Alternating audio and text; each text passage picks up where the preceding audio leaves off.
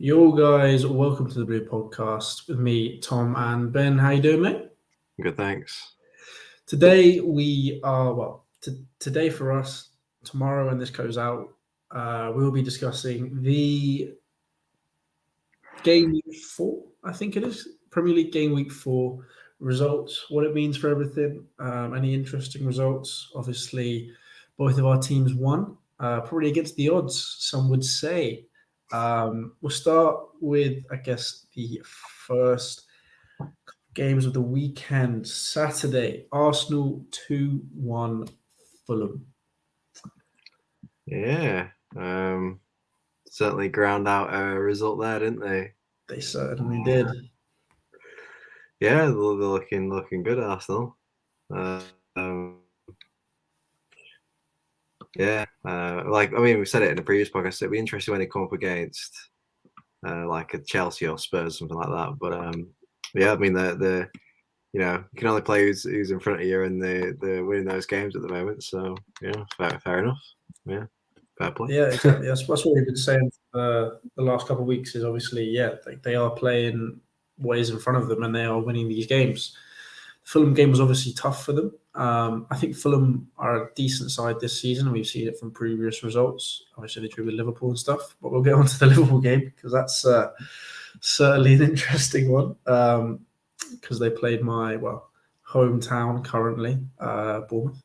But yeah, I mean, they ground it out. It's not always good to see a team who maybe does play against a very tough game. I heard it was a very, very entertaining game to watch. Actually, this wasn't the first game. This was the last game. I've got my order the wrong way around. But anyway, we'll go from last on Saturday. It's fine. I heard it was a very entertaining game to watch, especially as a neutral. Well, maybe not as a neutral, because most of us don't want Arsenal to win the bloody game. Let's be honest. So they keep their unbeaten record going, and fair play to them. They're looking good. Jesus didn't score for once, which is obviously, I guess, positive for a City fan, not for Jesus to score, and Zinchenko didn't play. But then again, it's also not a good positive thing for the rest of the Premier League that Jesus didn't score, Zinchenko didn't play. And obviously these were two signings from Man City, big signings that came in, and they didn't really affect the game, and they still won. It's just a shift in mentality, isn't it? It doesn't matter if they're not playing or not. Like the whole team's, they've had a shift in mentality. I mean, I don't know. Like I say, we don't know if that extends to like top 6 games, but certainly with these games, the mentality is there. It's helping them win these games. So yeah. Speaking of another tough result, we'll go to the first game of the weekend, which was Manchester United 1, Southampton 0, or Southampton 0, United 1. Bit controversial with McTominay, I will say. I don't know if you saw it. Yeah, nice. United just doing a United basically. I mean, it's like how they won games under Solskjaer, really. Like same thing. Like, I mean, I'm not saying that they won't improve because they will, and they will be better than they were last season because they've got a good coach and a decent manager. But yeah, in terms of the win, like it's basically how they won games under Solskjaer. It's like, yeah, screw up Chester United, you see. Obviously, for them, it's a very, very good result. A win's a win. Yeah, absolutely, a win's a win. So yeah, they can't really say anything. But yeah, it's unfortunate, and obviously none of us like United. So there we are. We'll move on to the 3:00 games. Obviously, you guys did play against Crystal Palace, and you were 2-0 down at one point. Which was very interesting. I mean, for the first half, you were 1-0 down. We're 2-0 down. How nervous were you? I don't know if you were watching the game. How nervous were you? I thought it was just going to be a repeat of last season, to be honest. I thought it was 2-0 and that was it. I thought that was how the game was going to end. I thought it was just going to be like last season. But, thankfully we came back again. That's You're the doing that a lot lately. that's the fourth time in 6 games I think we've come back from last season this season. You can't keep doing that. At some point, you won't be able to come back. So I mean, there's always been like extenuating circumstances. Like last season, it was like near the end of last season, it was a bit like a sort of thingy. Maybe this season it's been not a slow start, but like we always knew there was going to be like that period of time where we were getting used to Haaland and Haaland was getting used to us. So maybe there's something about that. But he But seems pretty settled. yeah, yeah, Those 2 goals with it. yeah. I mean, it's yeah. I don't know the why we keep on having like going behind and coming back, but maybe just starting games slow. Maybe I don't know. But yeah, obviously Haaland scoring a hat trick, lovely stuff. Yeah, I'm Um, sure. I'm sure you couldn't be happier having your yeah, star striker come in and score a hat trick to win yeah, you the game. it was nice. It was nice, and it is like you've seen the highlights. Actually, no, that's His last goal was like it's good. it was Good. just like classic Haaland. That was just like Haaland encapsulated in a goal. Like it was, yeah, it was a cracking goal. And obviously there's the tap in and the header, but you got to be there as well. We'll be there. Poacher. For the second Uh, goal was John Stones shooting? I oh think yeah, he absolutely. did. That wasn't a pass. He was trying to shoot and miss. Yeah, But because if it was a pass, it was a beautiful goal in terms of the yeah, goal. yeah, It was one yeah. boom, boom, boom. John No chance. Stones. No chance that's a pass. But yeah, he found himself in the right place at the right time. Hmm. As I mean, yeah, as good strikers do, but he moved into that space, so it wasn't like he's always looking for the space. So yeah, it wasn't like he just happened. Well, he did happen. Obviously, he did just happen upon it, but like he, it's not like he was kind of just stood there for the whole thing. Like he did actually make a movement there. So Yeah, it's obviously, I guess it's striker's instincts maybe, yeah, um, or it's just something that strikers, the good strikers are able to do. I don't know, but yeah, no, it's good. fair enough.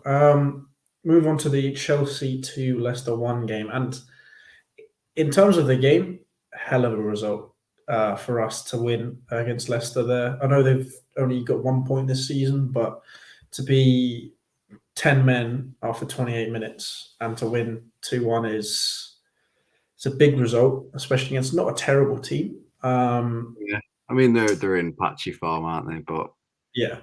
I mean, obviously, you're expected to win it, Yes. but the game itself, obviously going down to 10 men, like it makes the result even, look even better. But Mm. even then, you're thinking at 10 men in the form they're in, you still probably should win. I mean, obviously, it's still difficult with a man down, but against a Leicester side that aren't great at the moment, Chelsea should have enough firepower to win that game. I'm not saying like you should walk over them, but you probably would expect them to still win 2-1. That's what like that. Not that's no disrespect to Leicester. That's just the form they're in and how good Chelsea are basically. I mean, obviously, that's not guaranteed, but like I say, sort of on paper, you still think, yeah, Chelsea should win that game. But again, obviously, it's still difficult with 10 men. But yeah, Yeah, no, I was impressed with the team. I thought Reece James again stand out. He is by far our best player and has been for a little while now. Stupid of Conor Gallagher. I think the first one was stupid because the ball was going away from the player, going to Reece James. He didn't really need to make a challenge. The second one, if he wasn't already on a yellow, I would have been the right decision. That's the thing, because he was the last man and the player was going through, and he basically, if he didn't foul him, he'd had to have gambled on someone getting back in time to stop it from being a one-on-one move versus Mendy. So if he hadn't got that first yellow, I think he would have still made that foul, and that was what was in his head. yeah. But you do have to like is a goal worth going down to 10 men, or a chance of a goal worth going down to 10 men? Probably. It depends what time of the game it is, and at 28 minutes, Yeah, probably not. 20 minutes, no. But yeah, it happens, doesn't it? Yeah, Does I happen. mean, like say if it's like late in the game, you're gonna take it every day of the week. But that early in the game, you've got time to come back, and you're on top at that point as well. So it's not like you know you wouldn't have had. We were on top for most of the game, apart from I'd say the last. Once they got their goal, we weren't on top. But until then, I thought we were on top, even with 10 men. And obviously Sterling got his goal, got another one, just to seal the deal, which was very nice. And he hit the post as well. Oh, I almost jumped up. I thought it was in, and it just clips the post. Reece James hits the post as well. So like Leicester had chances. They hit the post. Jamie Vardy went wide, but in terms of how the game went, it was pretty even in terms of who should have won. Like they hit the bar, we hit the post twice. Vardy couldn't squeeze it in. I thought Mendy had a good game yesterday. There was a particular save right at the end of the first half where he came out really quickly and fantastic save. And then I think with the Vardy chance when he went just wide, if Mendy hadn't been fast enough out of his goal and put the pressure on him and driven him out wide, that would have been a much, much easier chance for Vardy to score. So I thought he played well. He maybe probably made up for it, but obviously I think he needs another couple games to really put himself back in form. Yeah. Obviously, he needed that, and I mean that's always been his strength. Anyway, his strength has never been playing with the ball at his feet. He's a shot stopper. That's who Mendy is. So I mean, obviously, he wants to play the ball out from the back, but you should have obviously you've got to sort of take that into account that it's not his strength. His strength is shot stopping. So I mean, it almost makes you think, so like, why did he still make him do it? Why don't you just miss him out? But obviously, it's part of the system that you have to use the goalkeeper. So, well, not have to, but like you do use the goalkeeper. So, it's one of them ones that you kind of have to take his shot stopping with his sort of being weaker with him being weaker with the ball at his feet, basically. Yeah, that's true. Next up, Liverpool 9, Bournemouth 0. Joining their South Coast compatriots with the 9-0 thrashings. Basically, Liverpool were annoyed that they've had a bit of semi-stink start to the season, so they just wanted to slap someone, and that was Bournemouth. Perfect opposition. It could have been anyone, to be honest. Because probably if they'd had an all right start to the season, they probably would have scored, 3, 2, 3, 4, something like that, and would have, 5, something like that. I don't know, maybe even 6. But they probably would have relaxed a little bit and conserve some energy. But because of the start of the season, they're like, no, we're just gonna carry on going. They just wanted to slap someone, basically. And that's what they did. Yeah, no, and it was very well played, to be fair to them. Yeah. I don't think we should be scared yet in terms of they might go on a stupid run of form. They were always going to recover anyway. It wasn't a question of they might recover. They were always going to recover. Like that was. It was a question of when. Yeah, it's inevitable. That's it's still far too early in the season to go out. They're gone. They're out of it. That's not how it works. But yeah, no. I mean, I know some of my mates were a bit miffed because obviously they scored 9 and Salah didn't do anything. So yeah, FPLs are a bit stinky. FPL captain Haaland, baby. Lovely. Very happy with that. And I had Diaz as well, so that was good. Very nice. Very good. The other game was Brentford Everton, getting some points on the board. I mean, Anthony Gordon scored, obviously we want him. I don't think the price tag's worth it, but I mean, I think we've had discussions on that last week. It's just a mid-table clash. Everton getting a draw against Brentford is not a bad result for them, I don't think. I don't think it's a bad result at all. The big one for me, in terms of surprise, not necessarily surprise, but puts them in a good stead, is Brighton 1, Leeds 0. Brighton are on the same points as you, and they were joint first. Brighton are playing really well. Brighton are a good team. We knew that from last season. We knew that from the season before. They're a good team. Graham Potter's a good manager. They play good football. They've got good players. Like he'll be a future England manager. I think Graham Potter. He's out of the pool of English managers. There's not many, and he's one of the better ones. So him and Eddie Howe are probably the two, aren't they? So obviously it's not going great for Gerrard, and Lampard's struggling at Everton. So Brighton, good team. Like they'll be. As I'm very aware of, Leeds aren't an easy side to beat this season. So. Yeah. I mean, Brighton won't be an easy side to beat this season either. No, not at all. But they'll be. I mean, I don't know. They'll be probably mid-table, upper mid-table, you'd think. So, yeah. Like, if results go their way, maybe they're pushing for Conference League or something like that. I don't know, but you never know. Yeah, you never know. We'll the league table in a sec, but probably Conference League. Maybe. Moving on to Sunday, Villa 0, West Ham 1. Obviously, West Ham got their first win of the season. Fair play to them. Obviously, Villa aren't an easy side to go up against there. I mean, if you were looking at it last season, you'd have thought West Ham should win, but not after their start this season, after the first 3 games. But to get a result is probably a good turning point for them. I don't think they're going to challenge quite like they did 2 seasons ago, but no. But no, it's a good result for them. You would think they'll still do all right. But Gerrard's really struggling at Villa at the moment. Not sure why. Maybe there's something in because he had a bit of a falling out with Ings, so there might be something going on behind the scenes. I don't know. Bit of a stuff. Yeah. Something happening behind the scenes, like there's someone unhappy dressing room or unhappy player or something that's affecting it. I don't know, but yeah, maybe. But moving on to Wolves 1-1 Newcastle. Apparently, I haven't seen it, but the St. Maximin goal is apparently outrageous. Yeah, it's a good goal.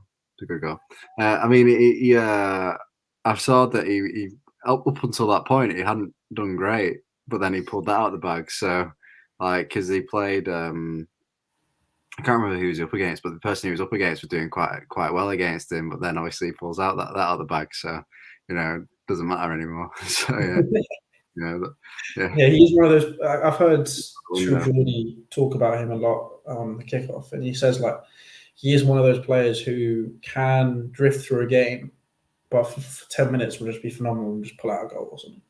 Yeah. So clearly he did that for Newcastle then. An unfortunate result, in my opinion, because I hate Spurs. But Forest 0, Spurs 2. I think we all expected a win, to be honest. I mean, you got the prediction right, didn't you? I did.